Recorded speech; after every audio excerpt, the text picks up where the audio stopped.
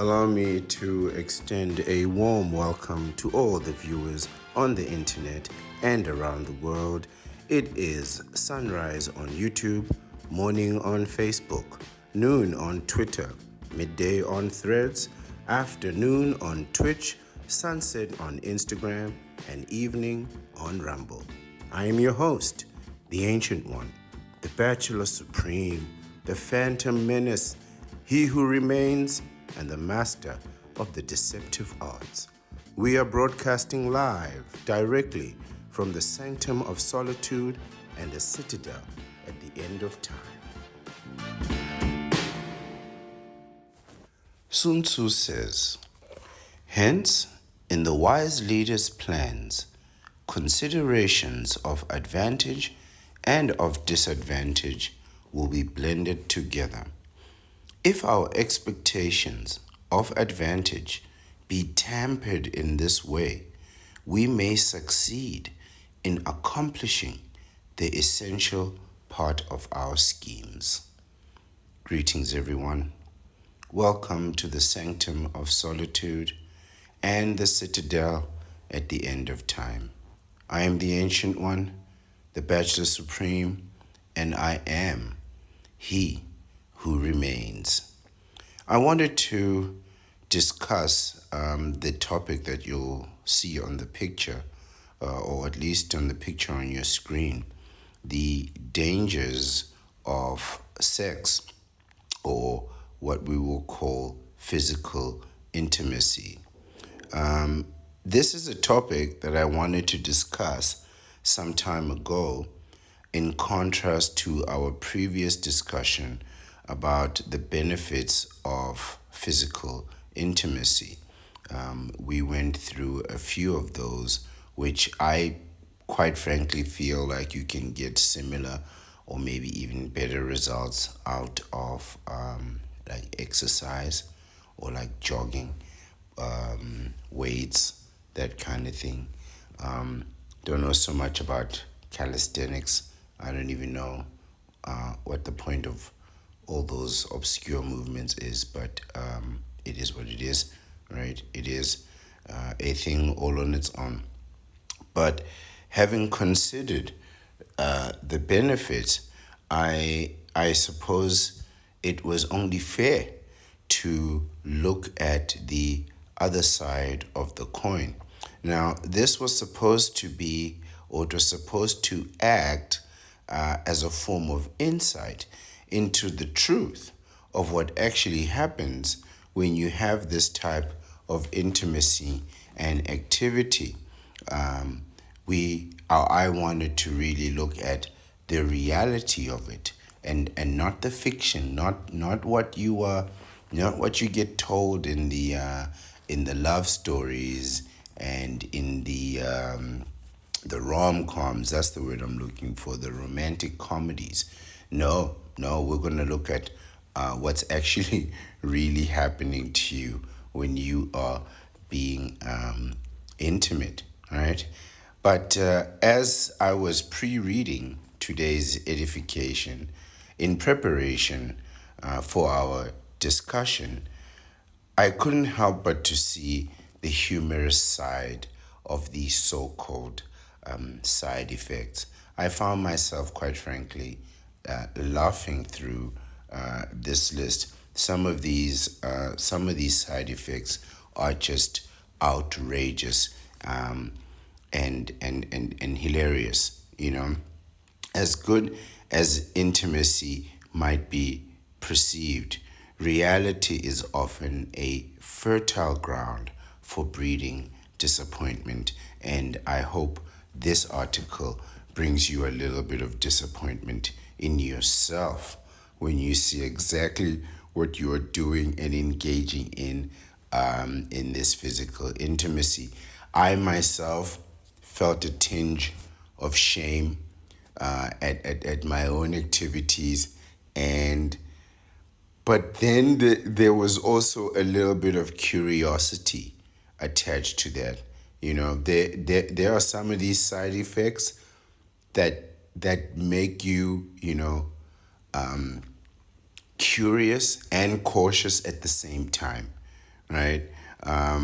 So it was disappointing though to see me expose, or to see rather this article expose that side of myself in a way that quite frankly I wasn't expecting, right?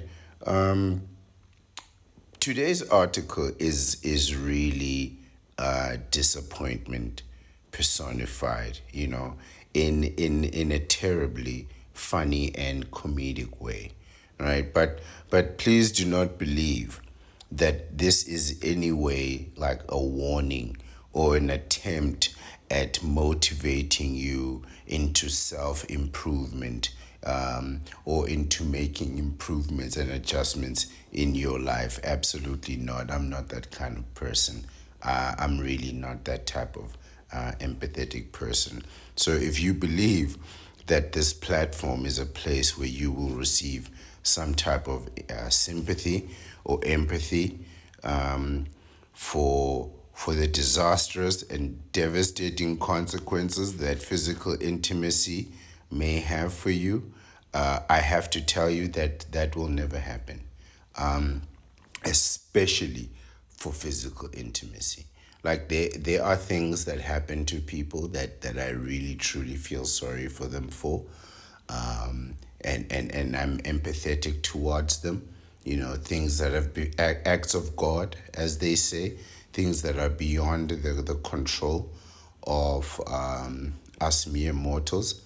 But in truth, when it comes to the number of children that you have, and the difficulty that it comes in raising children, or the consequences of being physically intimate, right? And we're going to look at some of those consequences right now. I don't feel sorry for you at all. You did that to yourself. You did that to yourself. So, you know, I'm I'm really not here to warn you of the dangers of intimacy.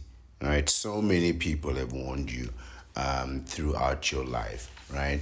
From your parents to your teachers, even your siblings, and and sometimes your friends, right? And what did you do with all those warnings?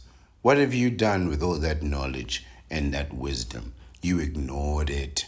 You ignored it, and you did what you always do. You lost your mind. You went in head first. You always do.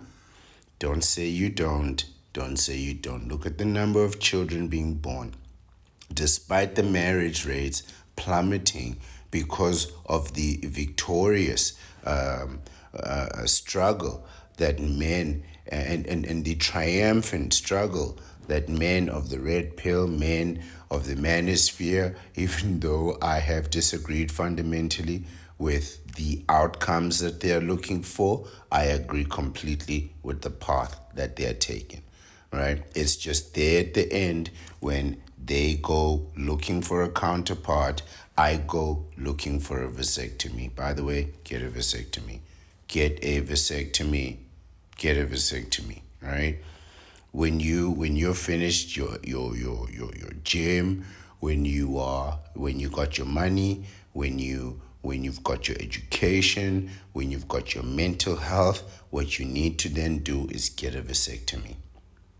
What you don't need to do is go get a girlfriend. That's the last thing you need to do. But that's what you did.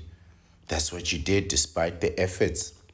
Despite the efforts of many wise philosophers telling you not to do it, you still did it.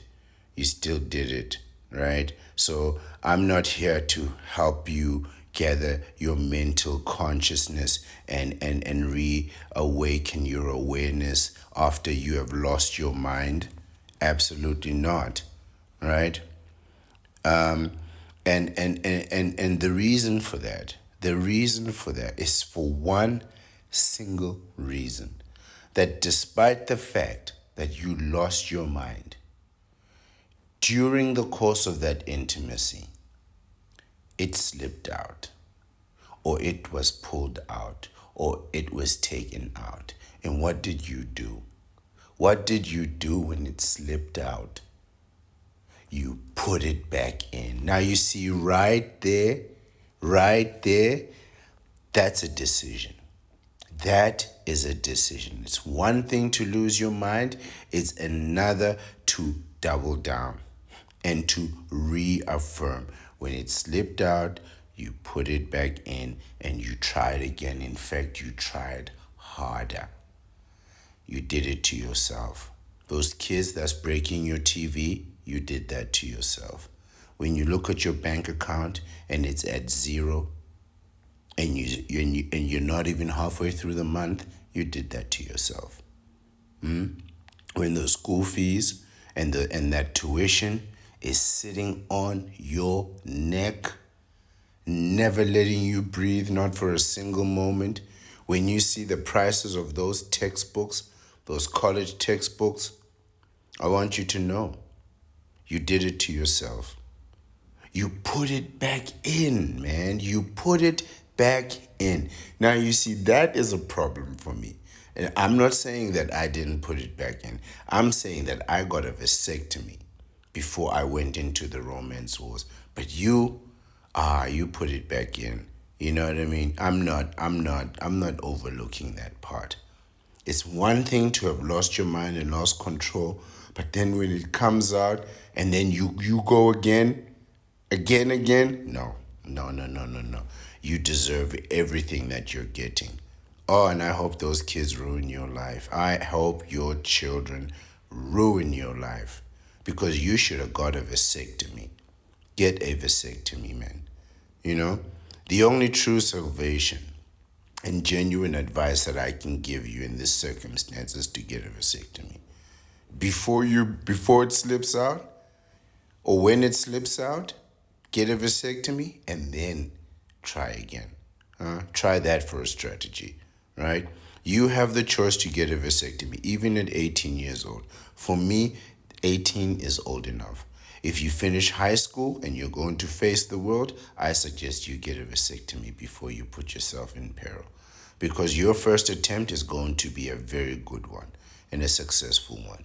And you don't want to be having kids at 18 years old. I absolutely guarantee you that. But you may want them later, who knows? I mean, it's not something that I recommend as a lifestyle choice, but some people do. Some people do decide that's how they want to go out. It's a terrible way to go out. Raising kids, it's going to be terrible, man.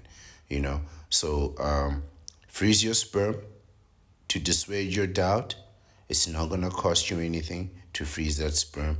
Get a vasectomy, use your medical insurance, do it legally, do it the right way, right? Or you can try and face the consequences that we will discuss today, and you can try and face all those consequences by yourself and see what happens.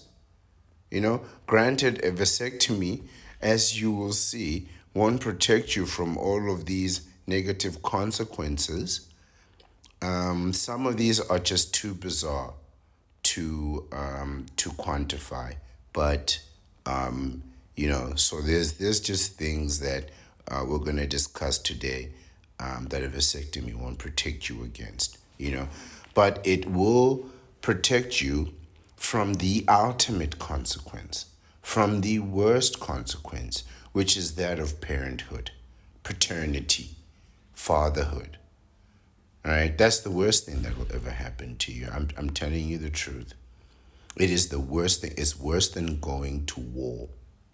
You can go to war for 2 years and the war will be over and come back. And you'll still have 16 years of fatherhood. A minimum, right?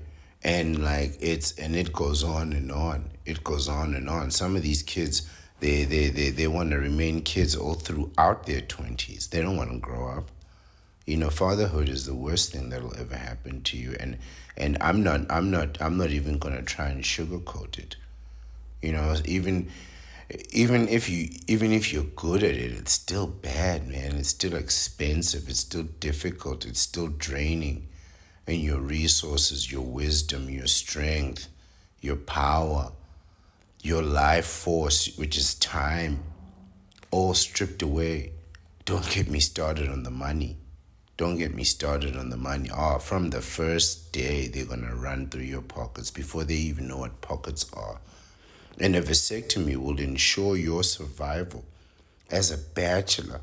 It will secure and protect your bachelorhood and keep you safe as you follow the way of the bachelor, as you make your way through this passage of life.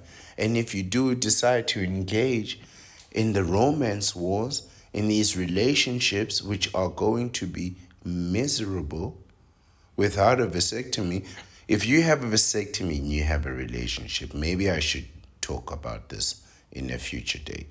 But I have so many ideas that I want to talk about that quite frankly, some of them I forget. I should just list these topics out so I can remember. I hear people say things like asking their audience, what is it that you'd like to talk about? That's not fair. That's not fair. You're the one that's presenting. Shouldn't you be prepared with material? Imagine if I come in one day and I say, well, which section of the art of war would you like to discuss today? That's not fair. I'm the one that introduced this material to you. It's incumbent on me to carry it through and see it through to whatever bitter end there is, if indeed there is an end.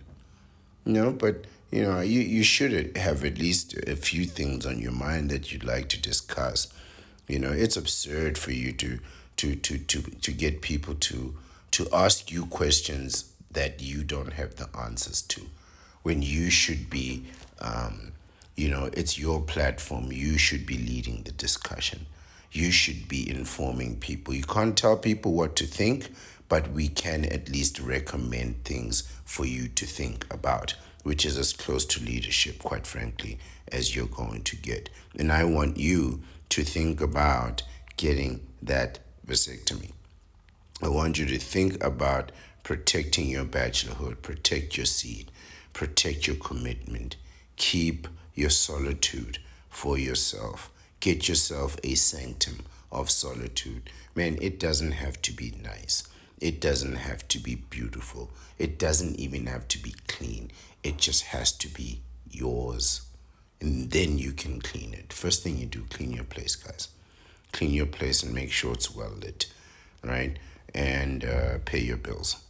Pay your bills. Don't go out. Don't go partying. Stay home and pay your bills, right? Better to have a safe home than a luxurious lifestyle. That I can guarantee you, right? But I want you to know that without that vasectomy, ultimately, you will bend the knee. You will absolutely bend that knee. It is foreseen. If you don't get the only safe choice you have, and I've considered them all, including monk mode, which is really not going to help you. It's just going to leave you blocked up and backed up and frustrated. And the minute you go out there, you are going to find yourself a bombshell. I mean, an absolute beauty. And you're going to get it pregnant, right? And society will make you bend the knee, right? And you will bend the knee right into the dark dimension of marriage, right? Something that I really don't discuss very much, the dark dimension of marriage. And the reason I really don't is because I've never been married and I never will be, right? To me, you've gone too far. You're getting married, you've gone too far, you've lost the direction. It's not even a direction that I'm moving in, where I can even discuss options, right? As there are many men who have been through the dark dimension and returned, he who returns, the Bachelor 2.0, the born again bachelor, right? And they live a magnificent lifestyle, right? They are all about that lifestyle and having liberty and self-determination, right? Because they know about the dark dimension of marriage. You get in there. I mean, I cannot even imagine 5 years, 10 years into this thing. And then around 8 years, you collapse, man. You collapse right into divorce. Oh, I can't even imagine the dark dimension. But I have such little experience in it. I can only just give it to you anecdotally, right? Based on observation and not experience. But if you bend that knee, you will never get up. And when you do, they won't let you be whole. They will eat at you till the very last day. And when you pay that last child support, you're gonna know what gratitude is. You will know what gratitude is, what it means to be grateful for freedom. But go ahead, don't get that vasectomy, and you will bend that knee. You will bend that knee. You'll get a woman pregnant, and you will bend the knee. And if you don't do it into the dark dimension itself, they'll make you bend financially. They'll put you on that child support, and the child support would be so high that you might as well have bent the knee. Or they'll crucify you socially as a failed parent and a terrible example of how not to care and raise children. There's no winning this situation. There's no winning this situation. The best outcome that you can hope for is to then it works out. But now you're stuck with this counterpart for the rest of your life. And if you have kids in your after 35, in your 40s, you're looking at raising teenagers because they're going to grow up, right? So if you have kids at 45 or something, by the time you're 60 in 15 years, you're looking at raising a teenager. Oh, the misery. You are going to be miserable. As you're retiring, there you are, keeping away teenage boys, trying to keep a teenage girl locked up in her room. Oh, Lord. Oh, that's not going to happen. That's not going to happen, right?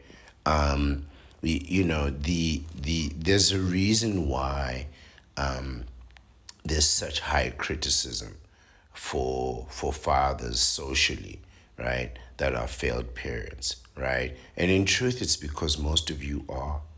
And I don't mean that in a malicious way. I'm just trying to demonstrate to you the limits that you should have observed in yourself, the limits that I observe in myself. I know I am not built for fatherhood, right? I'm barely built for a committed relationship. Barely, which means you're not getting no commitment from me. And if you do, I'm just gonna lie to you. You know, yeah, you're not getting no commitment from me. You might pull off 24 hours, maybe, but 24 full hours, that's a long time to be committed to someone. That is a very long time. That's a tremendous amount of sacrifice. I don't know if I could sacrifice a whole 24 full hours in commitment to an individual. Maybe I can do 6. I can give you about 6 hours. But that's a lot. 6 hours is a lot of commitment. Let's continue. I want you to realize your own limitations as I know my own, right? You are not meant to be a father, man. There's just some of you that's just not meant to be fathers, right? You're in relationships, and okay, fine, you're in a relationship, but there's just some men out there that's just not meant for this. And while you are being intimate, you are hoping. You are hoping for some type of salvation. And I'm here to tell you that if you know that you're not meant to be a father and you don't want to pull this off, you're looking at the next 18 to 20 years. 20 years. If you think about that number and it seems like a lot, then you're not meant to be a father. Because that's the number, 2 decades. You're not getting less than that. You are definitely not getting less than 2 decades, right? And most of you fail. Most of you fail in this endeavor. I mean, man, your kids are tired of being poor. If you're poor, I just want you to know your kids are sick and tired of being poor. And some of them, they even have to steal and commit crimes because of your failures. Failures that you should have identified in yourself as limitations. You should have known not to have them kids. And the fact that a vasectomy is cheaper than childbirth is an indication that you should have taken that money and got you a vasectomy. But you were reckless with your life, and you were reckless with your future, and you were reckless with your intimacy. And now you're raising a kid, and now that kid is a criminal. And it's not because of lifestyle or something that they want. It's because they have an absent father who was going to be absent anyway. Despite your best efforts, man, you know you shouldn't have been a father. And every time you're sitting there at home, you are relieved, but you're also riddled with guilt. You're relieved because you know you're in your natural position in your solitude. But you're guilty because you can't enjoy your solitude. Because you got responsibilities. And your responsibilities are committing crimes. And they are only committing crimes because you failed. Just think about that. Your failure to get a vasectomy has created a criminal. You didn't just ruin your own life, you ruined their lives and the lives of their mother. 2, just because you wouldn't get a vasectomy. It's an in and out. You go in the same day, you come out the same day. 3 hours you can sort this out. You've been in nightclubs for longer than what it'll take to get a vasectomy. You know, you've had headaches for longer than what it'll take to recover from a vasectomy. Some of you have migraines for weeks on end. 10 days you'll be recovered from a vasectomy. There's no excuse. But your failures, what have your failures accomplished? Criminality, right? And yet, despite all of this evidence, right, that you should have never been a father, you should have never had them kids, you still engaged in physical intimacy without a vasectomy. And when it slipped out, you put it back in. You didn't go get a vasectomy first and then put it back in. And these are just some of the failures, right, of the dangers and you know, the concerns that you should have when you're engaging in physical intimacy, right? And today we will look at a few of those realities that you can expect as long as you want to be romantically and physically intimate. You can expect these consequences, and I hope I can maintain professionality, right? Professionalism without laughing at this and at you. But if you have these problems on top of not getting a vasectomy, you are truly, truly swimming in muddy waters. You are trying to walk across quicksand. That's really what you're doing. And you're not going to make it. You're not going to make it. You're really going to mess this up. I just want you to know that. You have to accept your limitations. I knew I was going to mess it up. I knew I was going to mess it up. I knew I was going to get it wrong. So I just put myself beyond the possibility of doing that and got myself a vasectomy. But let's do it. Let's look at some of the dangers of being physically intimate.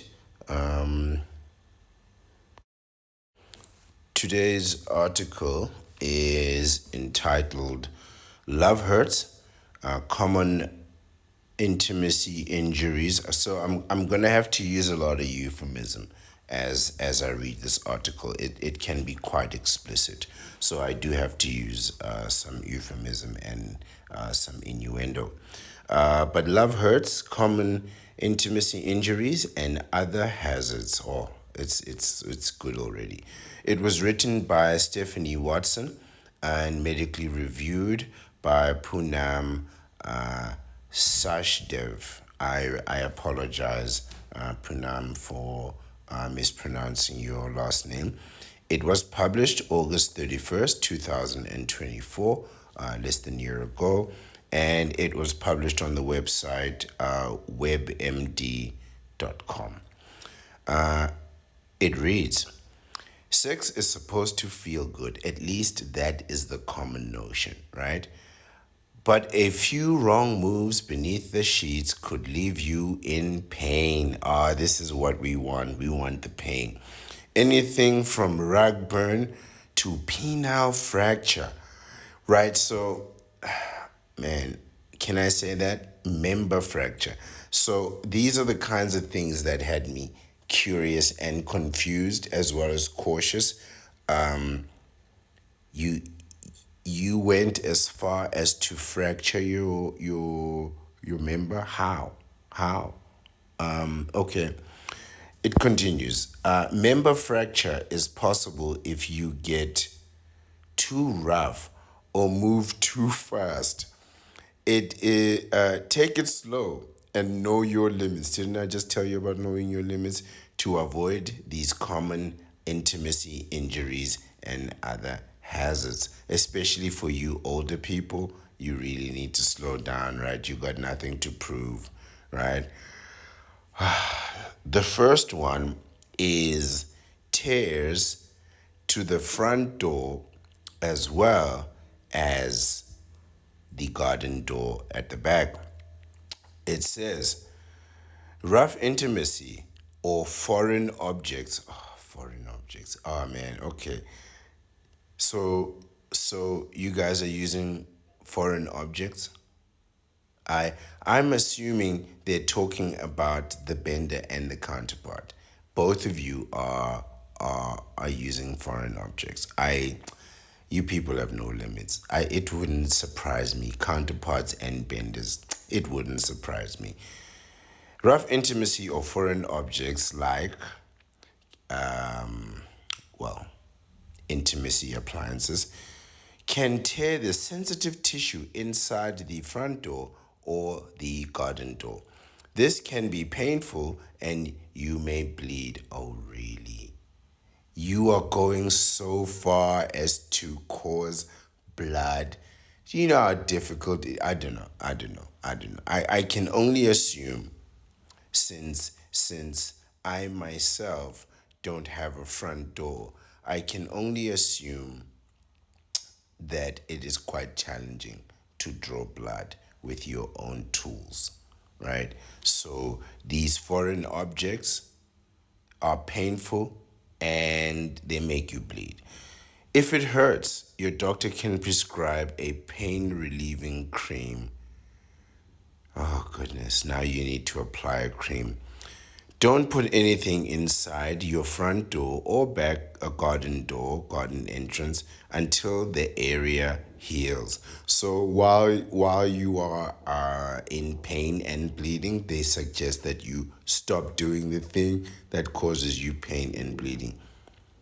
But I know you won't. You see, this is why I don't feel sorry for you. Because you're doing this to yourself. Didn't I say you're doing this to yourself? You are doing this to yourself, right? Now you need to be prescribed a pain relieving cream. I wonder if I can go to the pharmacist and ask them if they have this type of thing, just so I can, observe it and see if it can materialize in front of me. Don't put anything inside your, okay, we already read that, but let me continue. Inside your front door or garden entrance until the area heals. Use a, oh man, I don't have a euphemism for that word. Whenever you have intimacy to avoid injuries in the future. Yes, a moisturizer, right? Use a moisturizer. There you go. Whenever you have intimacy to avoid injuries in the future. Yes, so I mean, like I said, I'm really trying not to make this about a warning, but it's very clear here that the garden entrance is being used frequently. So this indicates to me that it is both boys and girls, right? Benders and counterparts. What are you people up to? What are you people up to? Our next issue of contention would be a broken member, broken tools, right? Broken meat and veggie. How? How? I, let's find out how. You can fracture your meat and veggies if you bend it too far or hit it hard against your partner's pelvis when you slip out while thrusting. See, it slipped out. It slipped out. So you are bending it too far as you are thrusting. This is bizarre, but I suppose it could happen realistically, right? It's not beyond a member fracture is not beyond the possibility of existence. This is different from a broken finger or toe. I bet it is. That's because your member has no bones. Instead, the force ruptures one of your two cylinders inside. Oh, goodness, that sounds so painful. That fills with blood during a standing ovation. You know what I mean by standing ovation. So it ruptures one of the two cylinders. So these cylinders are filled with I believe with like blood. They get concentrated with blood. So effectively, what happens is they explode and rupture, filling with blood during a standing ovation. Signs of member fracture are the popping sound. Oh, it pops. Swelling and intense pain. I can only imagine. That sounds absolutely accurate. There's a pop, then it swells, and then intense pain. Get medical help right away. I agree. This is sound advice. If you fracture or rupture your member, that it pops and swells, and then you feel intense pain, I think you're going to need medical attention right away. Guys, you cannot be fracturing your member. No, man. No. A muscle pull. So I've had a cramp in my leg. It's quite embarrassing to get a cramp or something like that during intimacy. And also it can be like a test of your fortitude and perseverance. Like some men, they just push right through that, you know. Any activity where you do the same movement over and over, like thrusting, can strain a muscle. Twisting your body too hard can pull muscles in your belly or back. Oh yes, this is definitely for the ladies. The acrobatics, ladies. This is for you, these awkward positions, right? You guys are definitely pulling muscles. Your belly and your back, and I assume, parts of the leg, right? During an orgasm, your thighs naturally tense up. For people, it's generally like your whole body, and you may feel sore afterwards. Some people feel relief, but I can understand if you get a muscle pull. Oh, that could be painful, right? Any pain should let up in a day or two. If it doesn't, you might have a real injury that needs your doctor's attention. Muscle pain tends to heal, but if it does linger, yeah, then it may be there for some time, right? But I wouldn't, it depends on the severity of the pain. I mean, if you've ruptured your member, if there was a popping, swelling, and intense pain, yeah, then go get yourself some help. Carpet burn, when you're trying out new places. right? You want to try it in some way interesting. I could never understand that. I could never understand that when quite frankly, the bed is really the best place. Now, I'm not speaking from my own experience. I'm also including the experiences of others. But the bed is really the best place. Couches are terrible. Chairs are terrible. Cars are terrible. Also, I'm told. You know, I can't imagine doing it. And like, I mean, but I suppose people do it everywhere. But your best bet is probably going to be a bed, right? You're not going to get very far on an office chair, but you can try. You can try. But here we have people doing it on the carpet. You people have no limits. The friction of rubbing against a rough surface, you're doing it on a rough surface, guys. Say a rug or the floor, now you're on the floor. Man, can leave scrapes and burns on your back, rear end, and legs. That's your whole body. That's everywhere except your arms and your head. You have scrapes on and burns on your back, rear end, and your legs. That's pretty much your whole body. The only part is maybe the stomach, your arms, and your head. Right? That's half your body. Friction burns can be very painful. This is true. Fortunately, most aren't serious and they'll heal on their own in a few days, but they might leave like a scab or something, like some scarring, that kind of thing. To avoid one of these, put a blanket down as a buffer if you plan to get busy on the carpet or the floor. Just do it on the bed, man. Stop trying to be creative. Stop trying to be creative. Be creative on the bed. But don't try do it in creative places. I mean, let me be honest to you. People have been intimate for billions of years. The only truth is that we only have maybe 150,000 years worth of recorded history or history that we can decipher.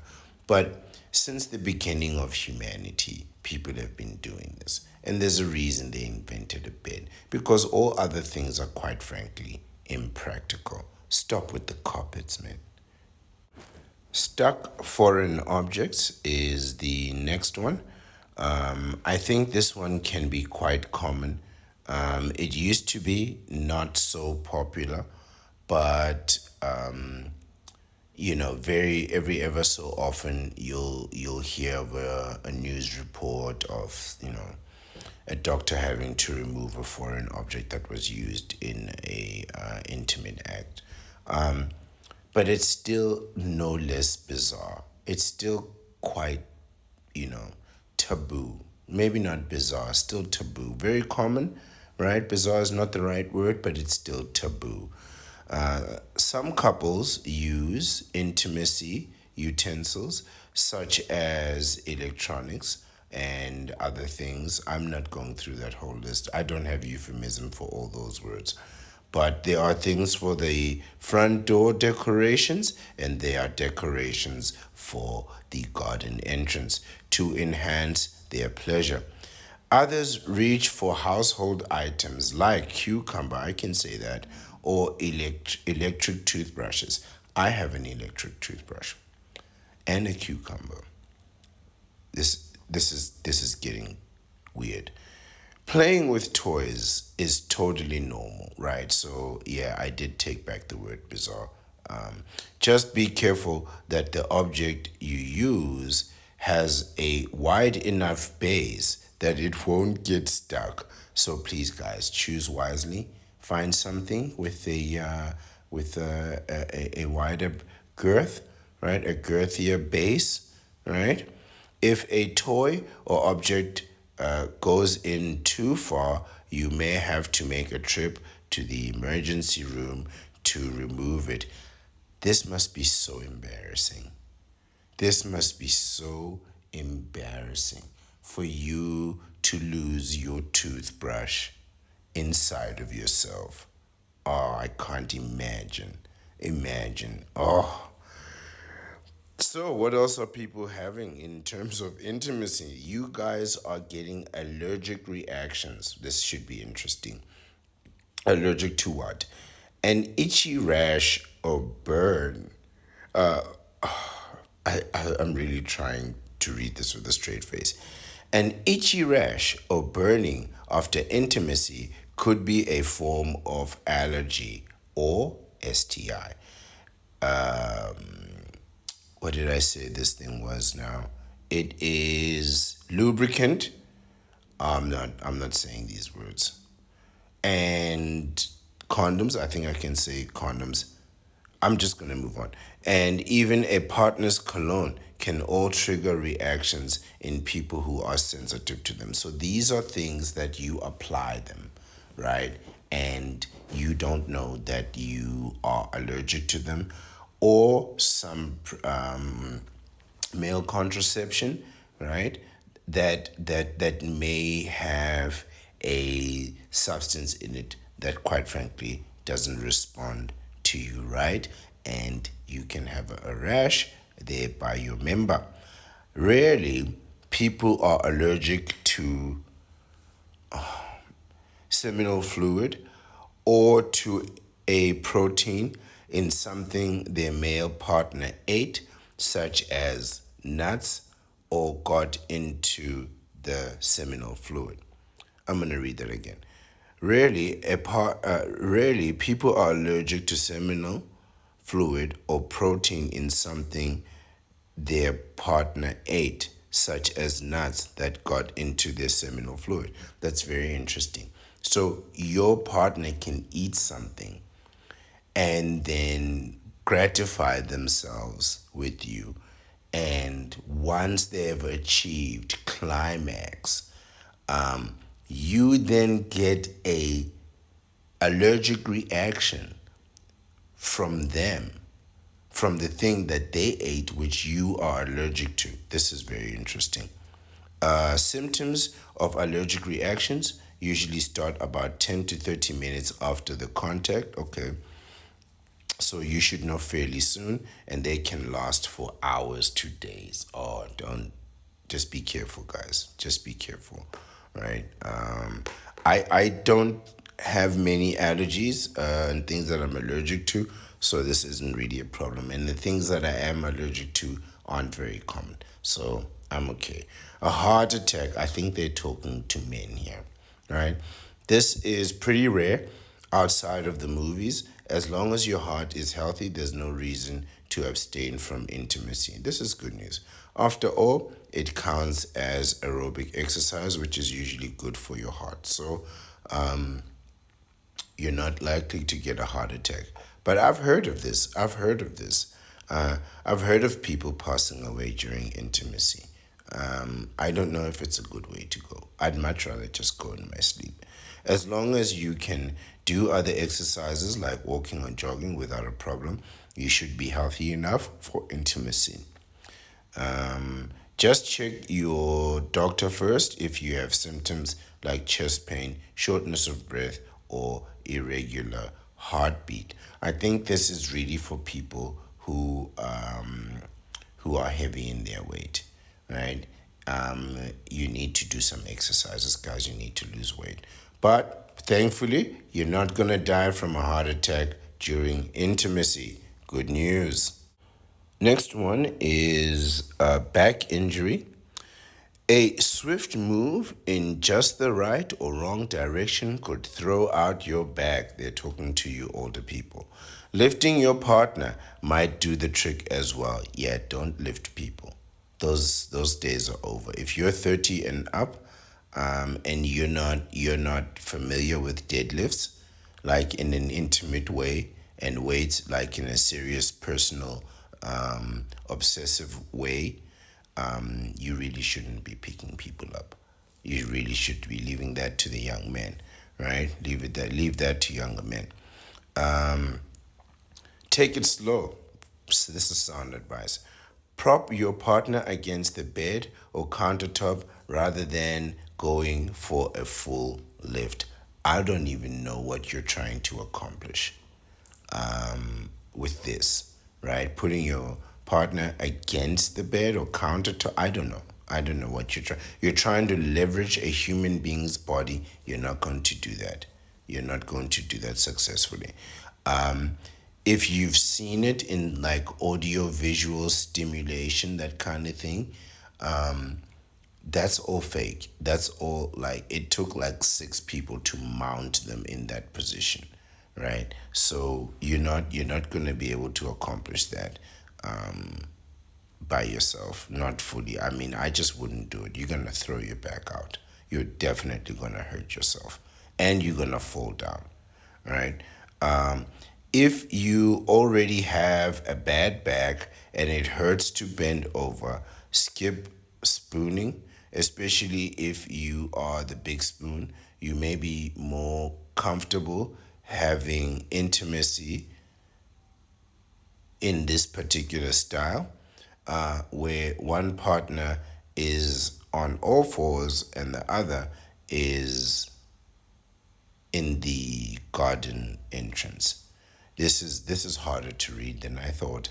It's not a difficult read, but I have to think on the spot. So what they're saying effectively is try different positions, try simpler positions, don't go over the top. I definitely do not be lifting any bodies, right? Don't do that.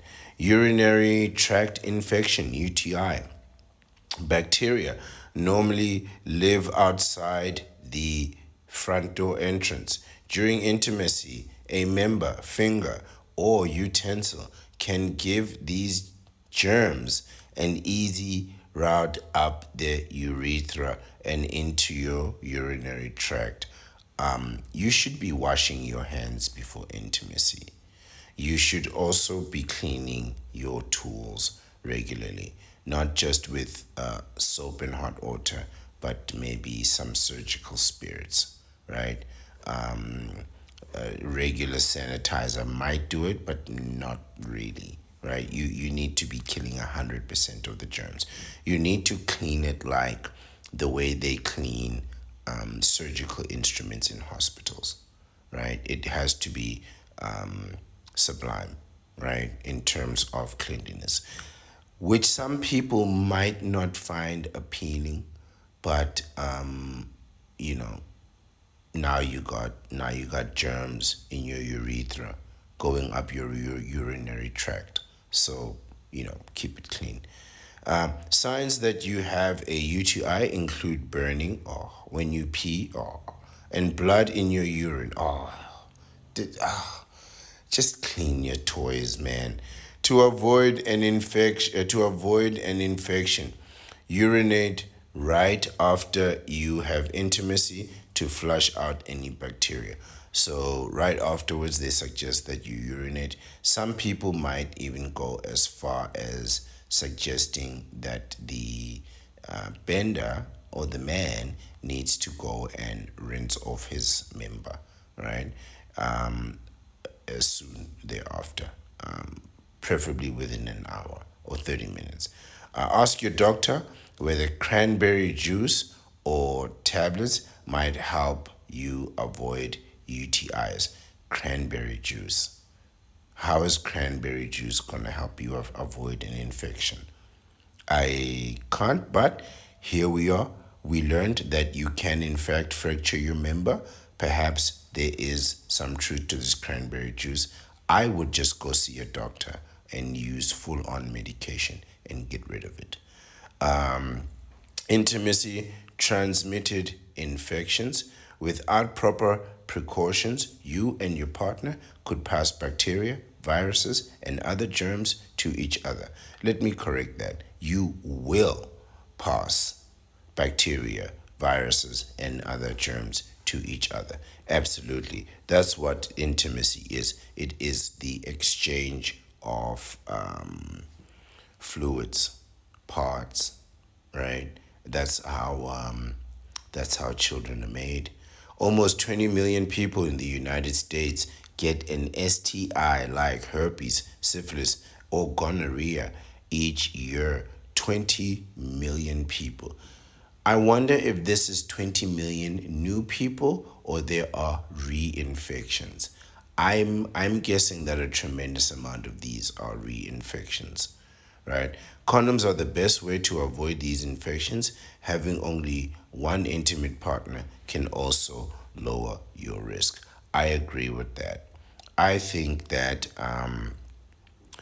despite me not being into these relationships and these romance wars that you're in, uh, I think that having one intimate partner decreases your chances of pregnancy and it decreases your chances of getting a disease. However, now you're stuck with this person, so there's a trade off. There's a real trade off there. Or you could just get a vasectomy, right? So a vasectomy is not going to protect you from most of these, right? So it's not going to, if you break your member, that a vasectomy is not going to help you with that. Or if you pull a muscle or get some carpet burn or get a foreign object stuck in you, you know what I mean? Vasectomy is not going to prevent a heart attack, right? Or an STI, unfortunately. But you could have kids and an STI, and I assure you, an STI is much worse when you have kids, right? Or you have an STI and then you get someone impregnated. Like that combination of things is terrible, not just for you, but also for the counterpart as well as the baby, because that's definitely going to affect something with the baby. So, yeah, it won't protect you from all that, but at least it'll protect you from the baby. Post orgasmic illness syndrome. Post orgasmic illness syndrome. Never heard of this before. I am getting the sensation that this is something that's been made up or maybe well hidden. People with this rare condition develop flu or allergy like symptoms after they orgasm. Okay, this is extremely rare. So after you climax, you develop a flu-like or allergy-like symptom. Fever, stuffy nose, sneezing, headaches, and itchy eyes can start within seconds or up to a few hours after intimacy. This sounds like someone is crying. This sounds like somebody has just had intimacy, right? And then they've been dumped and now they are crying, right? These all sound like crying, right? It can last for a few days, yeah. Doctors don't know what sets off this reaction. I do. But it's more common in men. That's surprising. Okay, so it's the men that are crying. Interesting. So you guys are really crying over these girls. Tears, tears. There will be tears in the romance war. You can expect many, many tears in the romance war. It's really something that it's one of those topics that I keep saying that I need to discuss. I could talk just about tears, situations where people just cry and cry because of what's happening in these romance wars. But yes, there will be tears, many, many tears. It is foreseen, and those tears can last for days, and doctors won't know what sets this off, and it will also affect men. If you have this syndrome, allergy medicine or antidepressants may help, definitely antidepressants. Now, I'm not a big fan of psychology, although I did study it. Part of many things that I studied, I dabbled. It has its place. It has its place, but not everywhere with everyone all the time, right? And there are circumstances where, rare circumstances, where people who receive antidepressants, I believe you should be receiving them for a short period of time, no more than several months. But, I'm not extensively qualified in this area. But there are circumstances where they have been quite helpful. And then there are circumstances where they have been detrimental. And quite frankly, it's difficult to know until you've used them for some time. This is my understanding of it. But for the most part, I see no use in dwelling in misery. It's one thing to you know to accept that things didn't go your way. It's another to dwell, right? You need to take action to change circumstances. So if there's something you need to stop doing, you need to stop doing that and replace it with something else. But you know I believe that depression can usually come from one's own actions and inactions. And remember, action is the only power that can change reality. Only action, not your prayers and your wishes, and absolutely not your tears. Post intimacy depression. Intimacy should be fun and relaxing. Let's read that section again. Post intimacy depression. Intimacy should be fun and relaxing, but it isn't for everyone. This is true. This is true, right? So especially if like you think you got someone pregnant, or you're scared you're gonna get someone pregnant. This can be this can induce fear into a lot of people, including myself. Oh, I don't want to get anyone pregnant. Some people get the post intimacy blues, even if intimacy was good and they are in a loving relationship. Yeah, because you don't want to get her pregnant. Doctors call depression or anxiety after intimacy postcoital dysphoria. Postcoital dysphoria. Some people have called it something like PNC, post, how do you say, climax clarity, right? Post climax clarity. I'm not.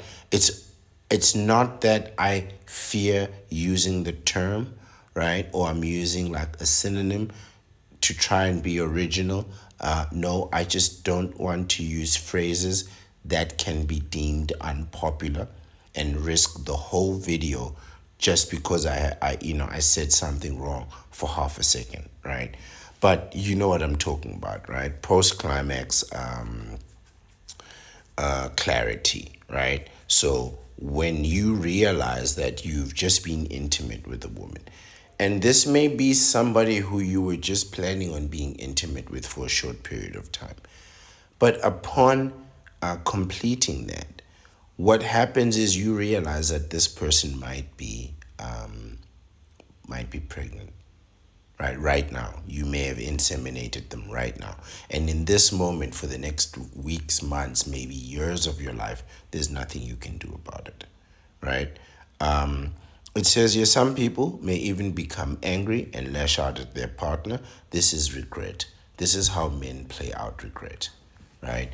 It's got really nothing to do with the partner, but they have no one else to take it out on, right? And not only that, you're the person that, quite frankly, is going to ruin their lives, right? So if you have the child, or if you are inseminated, this is going to ruin all of their plans for their future, right? So they may lash out. In fact, they will lash out.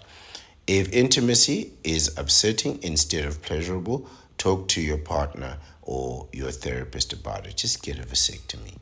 Just get a vasectomy, then all your concerns will go out the window.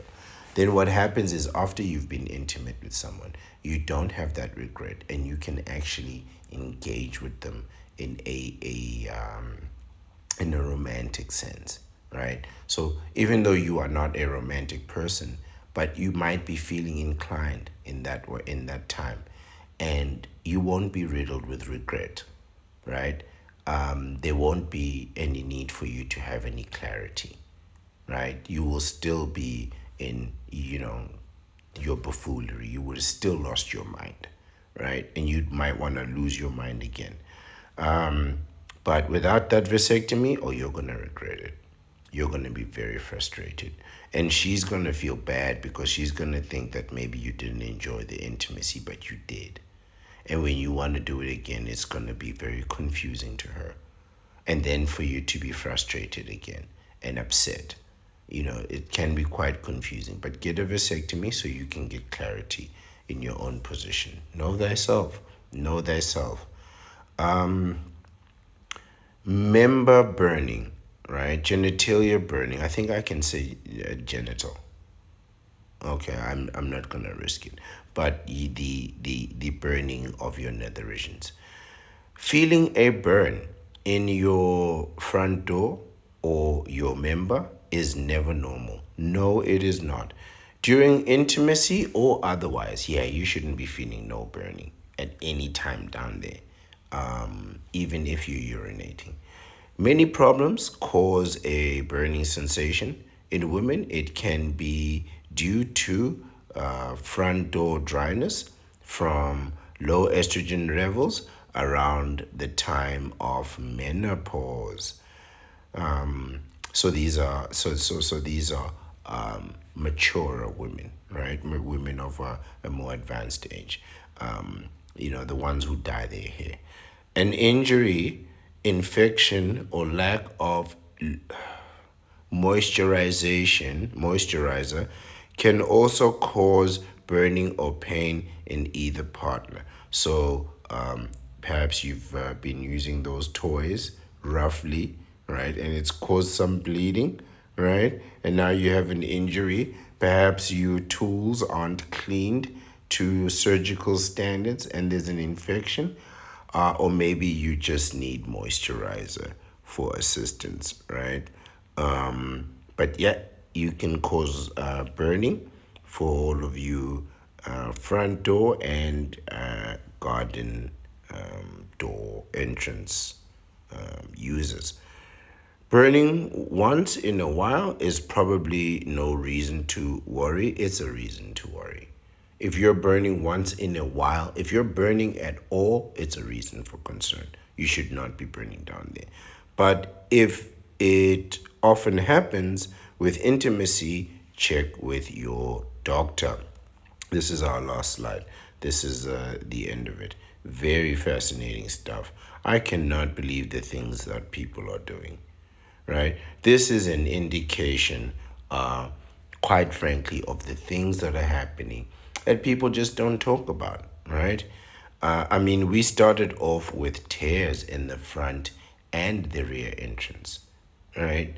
And it just got more bizarre and more bizarre and more bizarre. So it just tells you that people are busy out there, right? And it tells you the causes of these conditions and these side effects. What causes these things? That tells you what people are doing, right? So if there are like infections from tools and utensils, it tells you that people aren't cleaning their tools, and if they are, they're not cleaning them properly, right? So you can expect you you really cannot expect that somebody who will cheat and lie and betray and steal, and live, quite frankly, a debaucherous life, men and women, you can't expect that person to have time in their lives to clean their utensils. I really don't think that's a realistic expectation, right? If you know someone is reckless with their lives, you can't expect them to be reckless with their money, reckless with their education, reckless with their intimacy, but they keep their tools clean. You can't really expect that, not realistically, right?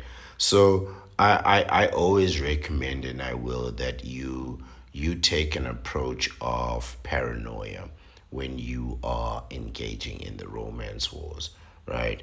Or under any circumstances, just be paranoid. Don't trust people. Don't trust that people are doing the right thing. Whatever you think that somebody is doing that's wrong, just think that that's what they're doing, right? Just know that that's what they're doing. That's your instinct telling you, oh, this person is doing this.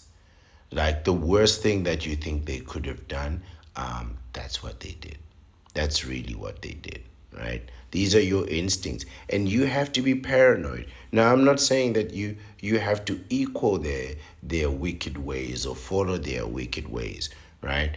But you can't be in denial, right? Because if you're in denial of what's happening, I mean, People have tears. People are breaking members, causing fractures and ruptures, right? Just imagine they are going so rough that the force ruptures one or two of the cylinders that then cause pain during a standing ovation, right? They get a popping sound. They go so hard that it pops. They go so hard that they're twisting their back. The friction is so severe that they're burning their back, their legs, and their rear ends, right? So people are not being cautious. They're not taking it easy. Absolutely not. You guys are really not taking it easy. And you're using foreign objects, inducing heart attacks and catching, you know, all kinds of germs and diseases and infections because you're not being careful. And then what happens when you're done, you're depressed about it, right? Because you didn't get a vasectomy. You get post orgasmic illness syndrome where you start coughing and sneezing, or you get post intimacy depression, right? So, this is telling you that these crazy things that people are doing, while they might enjoy them in the moment, when they replay them in their heads, they just can't believe themselves, right? And I said there's a bit of a disappointment that comes with this, and I felt that disappointment myself. So I know you felt it too. I know you felt the shame of having to go to the emergency room and get them to remove some foreign object, out the garden entrance. You have to feel shame for things like that. Now, I'm not saying that I did that.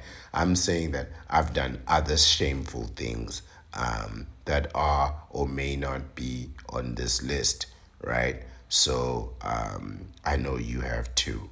I know you have too. We can only blame ourselves at the end of the day, all right?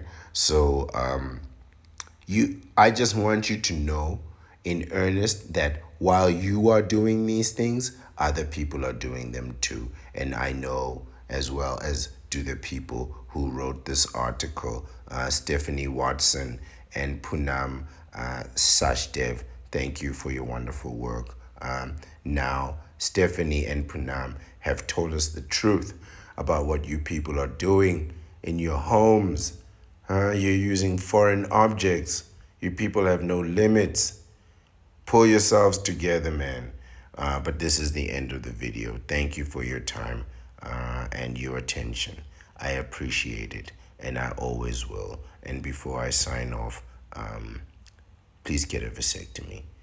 Get a vasectomy and protect yourself. Freeze your sperm and then get a vasectomy, right? It'll be the best decision you make, and it's the best money you'll ever spend, right? It's the cheapest, most effective type of birth control, and it is guaranteed, right? I guarantee you peace of mind. Have a nice day.